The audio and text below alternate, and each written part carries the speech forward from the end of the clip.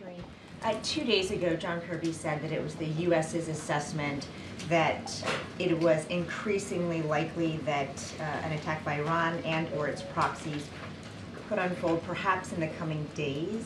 Since then, has the assessment changed at all? I would say the assessment has not changed. What my colleague said, what the Admiral said, still stands. But look, and I've said this many times before, he has said this, NSC has said this, we are working pretty diligently on the diplomatic efforts here.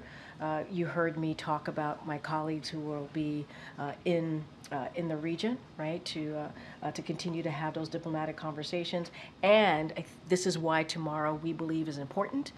We believe getting to a ceasefire deal, ending this war, will lead to bringing down the tensions in the Middle East. And diplomacy is critical. Diplomacy is important. This is something that the president, as you know, when it comes to foreign policy, believes at his core.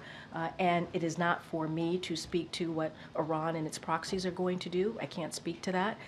And I don't have anything to say beyond what the Admiral shared with all of you a couple days ago. Okay, so is that why Secretary Blinken postponed his trip, because of this assessment? So look, you would have to reach out to the Secretary's office to get the reasoning behind it. I just laid out the CIA director is going to be there.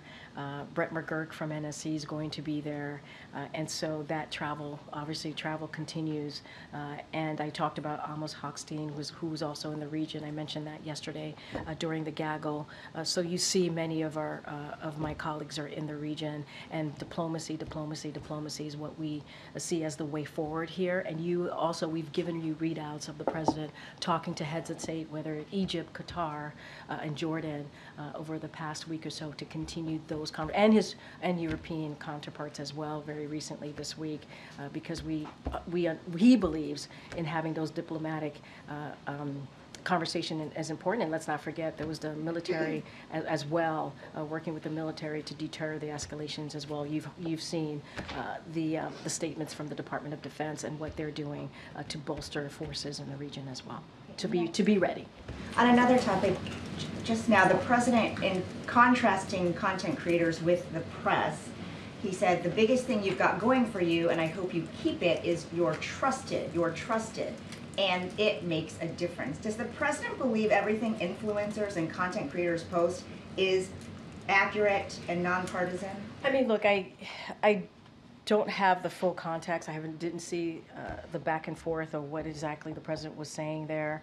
I think what he is saying, they are influencers, right? And I would say, even as you all, right? You all are important, critically important, providing information to the American people. And we certainly respect the platforms that creators have and the platforms you all have. It plays an important role in informing the American people. And that's as far as I can go, is the platform that you have and how important it is, the platform that they have specifically, as you're asking me about creators, and making sure that that information gets to the American people. I can't speak to specifically of what the president meant. I have to talk to him and get more info of what he was thinking about and at that moment, and I haven't had a chance to do that. Thank you. Yeah.